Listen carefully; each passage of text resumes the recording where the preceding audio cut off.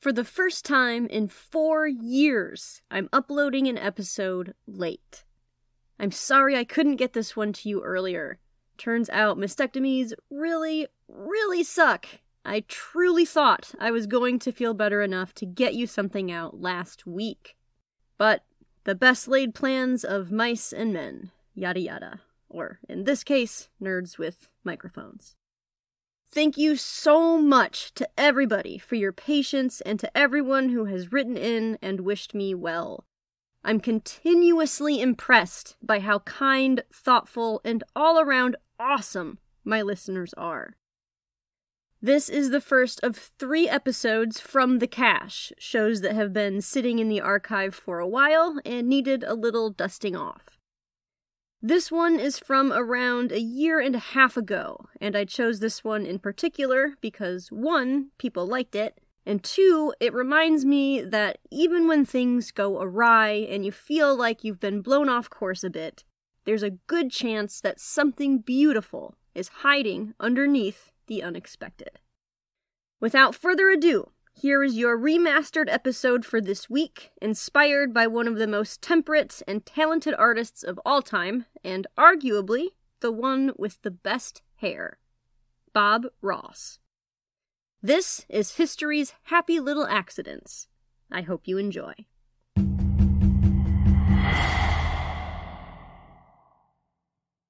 Between the years of 1983 and 1994, if you turned on your TV and switched the channel to PBS, there's a good chance you'd eventually stumble upon a man with a huge permed afro, wearing a denim shirt and jeans, speaking in a soothing voice, and painting gorgeous landscapes onto a blank canvas for a half an hour. He would do this so effortlessly, and he would be so encouraging that you'd really believe you could paint something just as incredible yourself on the first try. And if you couldn't, it wouldn't matter, because if you made a mistake, it was okay. It wasn't a failure. It wasn't even something that needed to slow you down. It was simply a happy little accident you could incorporate into the larger picture, which would still end up being something beautiful. This was Bob Ross. The show was The Joy of Painting.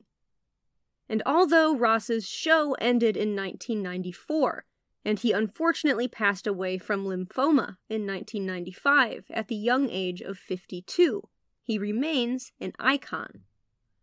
His supportive persona and reassuring philosophy that there are no mistakes, just happy little accidents, has cemented his place in popular culture. Time and time again, in digging up stories for this podcast, I come across accounts of history happening by accident. Scientists accidentally discovering breakthroughs, archaeologists accidentally finding unknown tombs, explorers accidentally having their expeditions go awry and embarking on journeys that were totally unexpected. And I wanted to showcase 4 of these stories I've collected along the way, because all of us have been knocked down at some point by failure, or by things not turning out the way we thought they should. It's easy to see failure as an ending, or an accident as a setback. But with a little help from Bob Ross, and a few examples from history, I think we can see that even when things don't go the way we planned, in the end, we still have the power to create a beautiful picture. History shows us that the unexpected is not necessarily an ending, but an open door to something new, maybe even a grand adventure.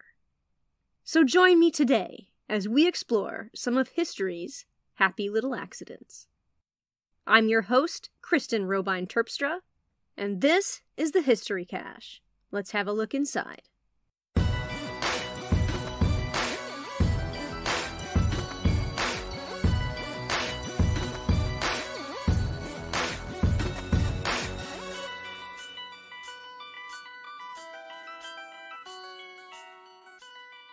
In 1856, 18-year-old William Henry Perkin was on vacation.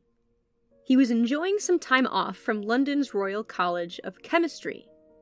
And being a budding young genius and all, Perkin preferred to spend his holiday experimenting in a small homemade lab. He was studying under August Wilhelm von Hofmann, German chemist and professor, who was attempting to produce a synthetic version of quinine. If you're a British listener, you're probably used to hearing that word pronounced quinine. Rest assured, I'm talking about the same thing. I just have a funny accent. In Perkin's day, quinine, or quinine, was the only known medical remedy for malaria. The only way to get quinine in the mid-19th century was from the bark of the cinchona tree, which mainly grew on plantations in Southeast Asia. Obtaining it was extremely difficult and costly. Hofmann wanted to find a way to synthesize quinine, producing it artificially in a lab, which would make it cheaper and much more accessible. The 18-year-old Perkin was hard at work in his small home laboratory while on holiday, trying to help his professor achieve that scientific goal. Coal tar, unlike cinchona bark, was cheap and easy to come by, and Perkin was trying to find a way to synthesize quinine from it. According to Anthony Travis, in an article from the Johns Hopkins University Press via JSTOR Daily, coal tar was merely the leftover pollution from coal gas, which was the stuff used to light up the Victorian nightlife scene. And the waste was everywhere, usually dumped into the nearest river or canal. When the teenager tried producing an artificial version of quinine from coal tar, all he was left with was a dark, oily sludge in his beaker. The results of his experiments seemed to be nothing but disappointing, greasy globs of goo. However, when he was cleaning out the seemingly useless sludge of failure, Perkin noticed that when the goo touched the piece of silk he was using to clean out his beaker, it turned into a striking shade of purple, one he had never seen before. Perkin had just accidentally discovered the color mauve. More than that, he had just accidentally invented the first synthetic dye. Before this discovery, if you wanted clothing in any shade of purple, you had to get it from living organisms. If you wanted Tyrian purple, for example, you had to extract the purple-producing mucus from inside of a snail's shell, specifically Bolinus brendaris, then expose it to sunlight for just the right amount of time. It could take up to 250,000 mollusks to yield 1 ounce of usable purple dye. That meant purple dye was expensive. It was also the reason the color purple was considered the color of royalty. This 18-year-old just accidentally discovered a way to synthesize purple dye. And my goodness, did that change everything. He was a millionaire by the age of 21. Within 5 years, there were 28 dye factories pumping out purple and other synthetic dye colors. During his long and prosperous career, Perkin also synthesized perfume, inks, paints, flavors, and he was knighted in 1906, the 50th anniversary of his discovery of mauve. But the extent to his accidental success doesn't end there.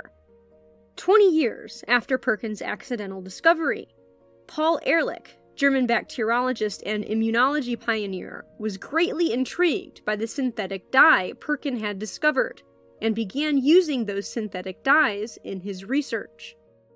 He began using synthetic dye to stain tissues, organs, and cells. He noticed dyes reacted specifically with the various components of blood cells and the cells of other tissues, and developed a chemical theory to explain the body's immune response. He spent his career pioneering immunology. His research with synthetic dyes furthered our knowledge of the immune system and won him a Nobel Prize in 1908. So, in short, in 1856, a teenager accidentally discovered mauve and synthetic dye while he was on vacation, which led to the pioneering of immunology and a Nobel Prize. That is one happy little accident. There are no shortage of accidental scientific breakthroughs. Penicillin, the microwave, Velcro, even cornflakes, if you can count that as a scientific breakthrough. I might save that one for its own episode. But there are just as many accidental archaeological accidents. In 2015, not even a 2-hour drive from where I am, a farmer in Michigan accidentally unearthed a 15,000-year-old mammoth skeleton. Now, every year when I plant my garden, I hope beyond all reason I'll dig up something similar. I never do, but I'll keep planting veggies until I dig up something interesting. Over 80 years ago, in the outskirts of a French village, a group of teenagers found something even more incredible and even more ancient. In late summer 1940, the world was swiftly falling into chaos. When Germany invaded Poland on September 1st, 1939, Great Britain and France declared war on Germany 2 days later.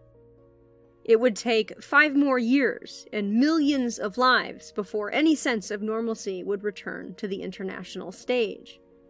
September 8th, 1940, was a Sunday. A little over a year after their country had declared war on Germany, 4 teenagers went out walking through the countryside in the outskirts of their village of Montignac, France. They didn't know it, but they were about to accidentally make one of the most important prehistoric discoveries of all time. Although the credit may actually have to go to their dog. One of the teenagers was a boy named Marcel Ravida, although everyone called him Le Bagnard, which means the convict. While he and his friends were walking, his dog spotted something, a fox or a rabbit, and it took off uncontrollably, running after it. Marcel immediately ran after his dog. At one point during the chase, his foot caught on a stone. As he tumbled, the stone kicked out from under him, and it tumbled down a hole. The echo and resonance from this stone falling down this hole was far greater than the noise it would have made if it had simply fallen down a fox's den or a rabbit hole. The sound was of stone hitting stone, echoing and continuing to plunge for a long time. The boys all gathered round at the source of the noise, and found themselves peering down into a completely black crevasse they had never noticed before. No one had ever noticed it, because it was extremely overgrown. They couldn't see how far the passage led, but they could tell it was far. Marcel, Le Bagnard, immediately wanted to explore the opening, but without a lamp, seeing anything would be impossible. This would have to be an adventure for another day. For generations, there had been a local legend that said somewhere in the countryside there was a secret underground passageway that led from Montignac Castle to a manor house at the foot of the hill. The teenagers were convinced they had just found the secret tunnel. What happens when you have bored teenagers and a secret underground passageway? Of course, they were going to make plans to come back and explore it. I spent, and I know I'm not alone in this, a big chunk of my childhood hoping I would stumble upon some sort of secret tunnel or bookcase or abandoned something that would lead to some sort of adventure, and I can't help but be a little bit jealous that these kids actually found one. 4 days later, on September 12th, Marcel packed a lamp and a knife and went to get his friends so they could finally explore what they believed was the castle's secret underground passage. But the other 3 boys chickened out. A few days had gone by, and they decided they were no longer interested. But Marcel was intent on exploring, so he talked 3 other boys into going with him. These were 3 other teenagers, Jacques Marçal, Georges Agnel, and Simon Coinsas. When Marcel led them back to the entrance, it was obvious it would take some work before anyone would be able to climb through the thick overgrowth. At first, no one could get more than an arm inside. After about an hour, they cleared enough away for Marcel to push his way inside. The other 3 followed. They were in total darkness, illuminated only by the light of Marcel's homemade lamp. It took a few steps before they looked up and started to see the paintings. The first one they saw was a huge red bull with a black head. Then there were horses, lots of horses. Then deer, lions, ibex, bison, bears, all displayed in ancient yet still vibrant shades of red, black, white, orange, ochre, yellow, brown. It was a gallery of prehistoric animals. For 30 meters they walked as the cave narrowed, and they watched in awe as the ancient images on the walls and ceiling glowed and danced in the lamplight. These were animals they recognized, but they had no idea who had painted them. No idea these images had been painted and engraved by ancient hands. No idea that they may have been the first people to see these images in somewhere around 19,000 years. These teenagers had just accidentally found Lascaux Cave. They came to a stop just before a hole leading downwards to another part of the cave. The next day they returned again, this time with a rope, and climbed down the 8-meter drop. At the bottom, Marcel saw the image of a prehistoric man, the only image of a human found in the cave, confronting an ancient bison. The gravity of the find was not lost on them. They knew now this was not a secret underground tunnel. This was a cave. They didn't know what these paintings meant or who had painted them, but they knew this place was important. They decided to keep the cave a secret. They only told their teacher, a man named Léon Laval. When he came to see the cave for himself, he knew immediately that it was something prehistoric. Laval contacted Abbé Breuil, one of the leading prehistoric anthropologists of the day. By the 21st, only 13 days after Marcel's dog had triggered this accidental discovery, Breuil, who had just happened to take refuge in the region at the time, authenticated the find. Within days, it became a national, then international story. A brief, but much-needed piece of good news in a world that was growing darker in the fog of war. Lascaux Cave has some 600 paintings and 1,500 engravings, mostly of animals with a few abstract symbols and one human image. This is typical. Humans are rare in Paleolithic art. No plants or landscapes are represented on the walls. Dating has ranged over the years from between 15,000 to 20,000 years old, with the most recent dating to around 19,000. That's the date given by France's Ministry of Culture and the National Archaeology Museum of France. This site became a popular tourist destination when it opened to the public in 1948. By 1963, it had to be closed as the vulnerable environment of the cave and its paintings were becoming damaged by the number of visitors it was receiving. The colors of the paintings began to fade, and algae started to grow on the cave walls. Efforts to control the damages and preserve the cave are still ongoing. In 1983, a replica cave called Lascaux II was opened to the public and is located only 200 meters from the actual cave. Lascaux is an incredible snapshot in time. Its importance cannot be understated. Most of history is prehistory. That means most of history is lost history. Lascaux is precious because it came back to us from that huge fathom of time that we can't remember because the only record we have of it is archaeological. And some of the only keepsakes we've got are the ones painted and etched onto those walls. and it was found by accident when a group of teenagers chased after their dog. I definitely say we can call that a happy little accident.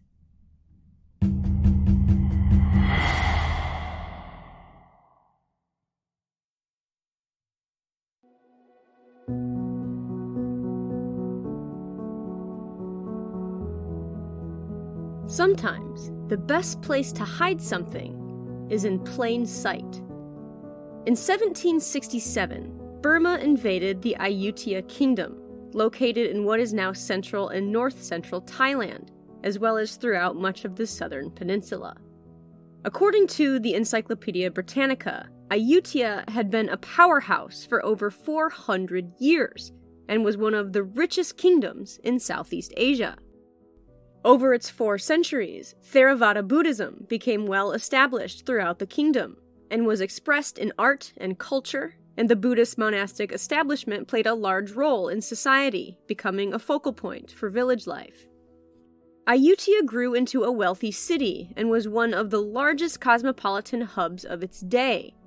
It had access to plenty of natural resources, and it was a focal point for international trade into Siam, since it was easily accessible for shipping vessels via the Chao Phraya River. However, conflict with the Burmese state of Toungoo was a continuous threat to Ayutthayan sovereignty. In 1549, Ayutthaya was invaded by the Toungoo dynasty, but was able to regain its independence by 1590. However, conflict persisted for centuries, all the way until 1767, when the Burmese army once again captured Ayutthaya. This time, the city would not recover. It was completely sacked. The king and the royal family, along with thousands of captives, were sent to the Burmese kingdom. According to the Encyclopedia Britannica, all Ayutthayan records were burned and its works of art were destroyed. Everything of value was looted and removed. Golden statues were melted down, and later, looters, taking advantage of the ruined city, removed heads from many of the stone Buddha statues that had not been taken when the city was sacked, in order to sell them on the black market overseas. Today, many of the Ayutthayan Buddha statues that remain have no heads. But one statue, one massive Buddha that was considered too worthless to loot, and its head too large to saw off, was left alone. It was a little over 3 meters tall, or over 9.5 feet, and weighed in at a whopping 5.5 tons. It was a representation of the Buddha sitting in the traditional Bhumishparsha Mudra pose. In this pose, the Buddha is seated cross-legged, all 5 fingers of his right hand touching the earth, symbolizing his enlightenment under the Bodhi tree, with his left hand placed palm up in his lap.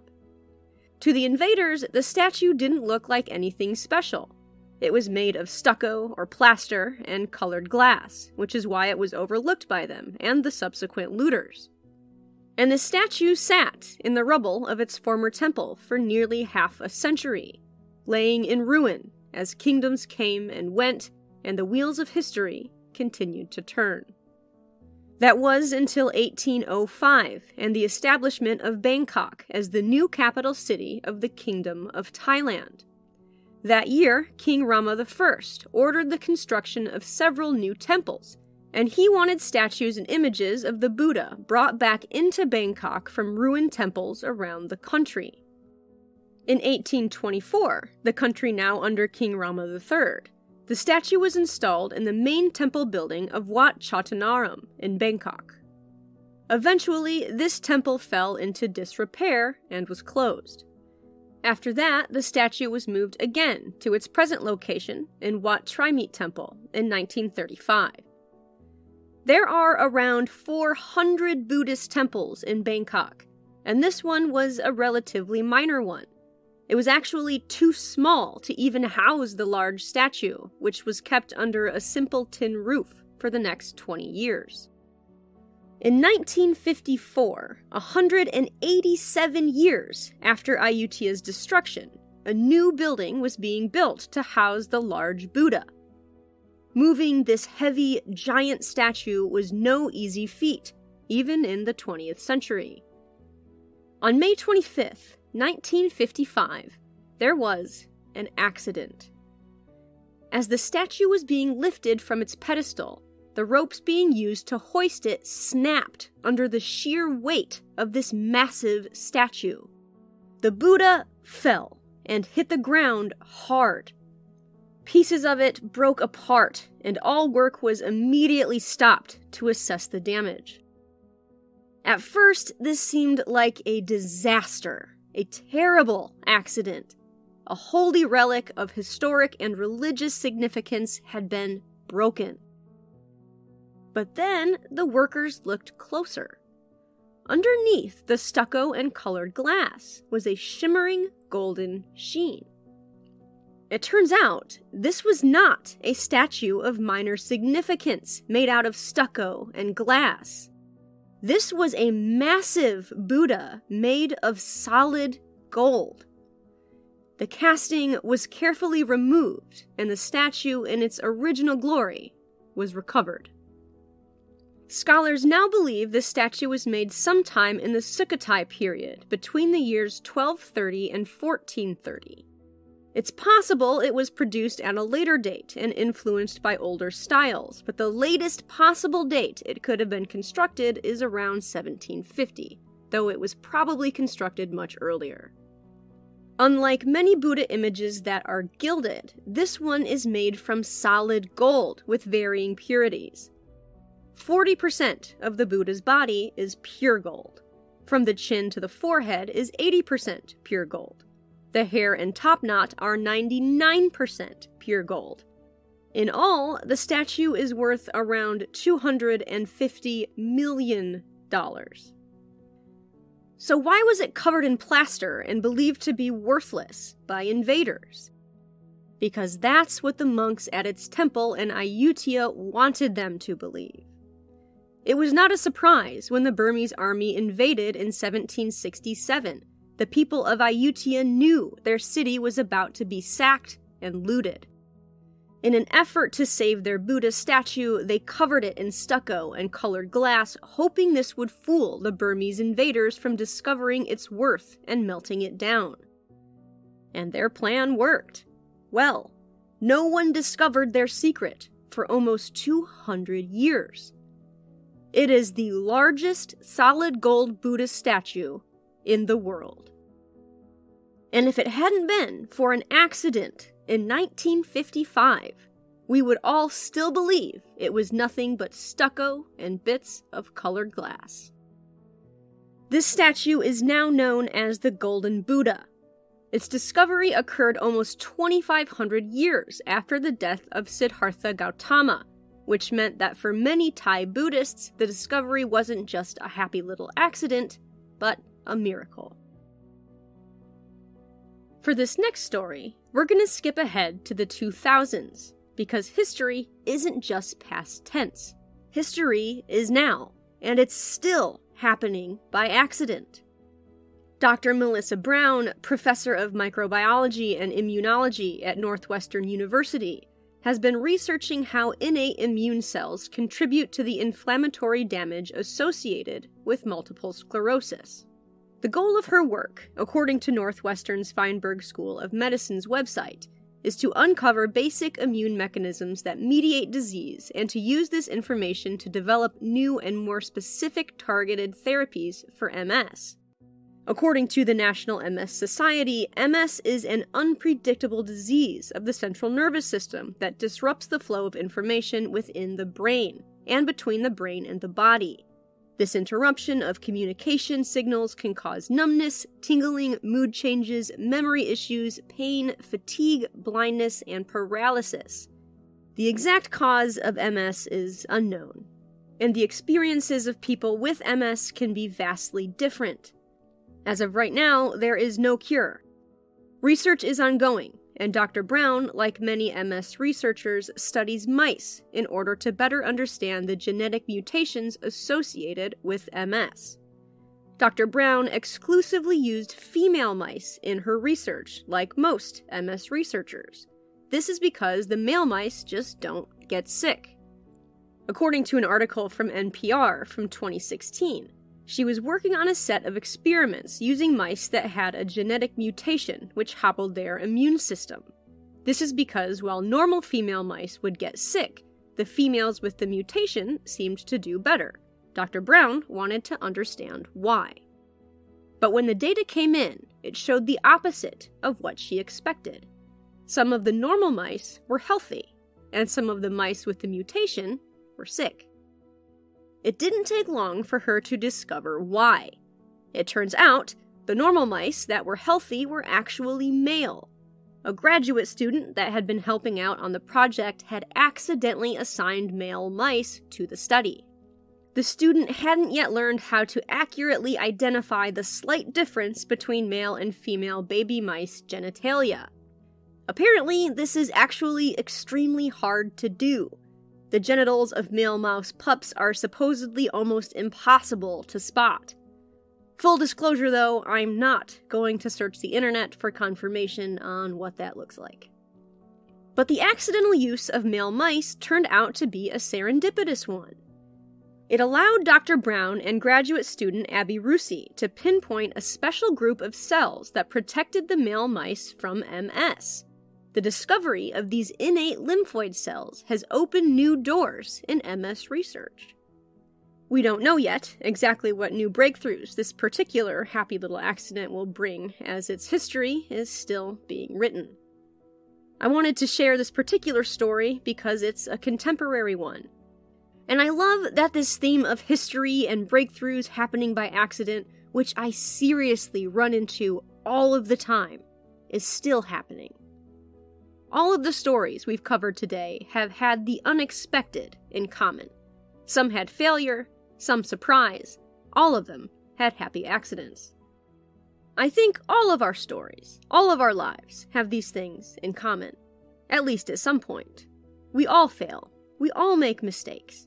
Not every failure or mistake will seem like it has a happy ending, but all of them will eventually become a part of the greater canvas we paint.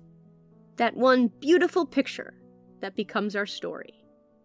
I'm not a philosopher, so I'll leave you with a few of Bob Ross's best quips, since he was better at those than I am. Here are a few gems that I think hit just right with the history we've covered today.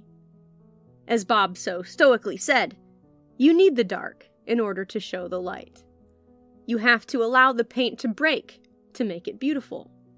Anytime you learn, you gain. And of course, we don't make mistakes. We just have happy accidents.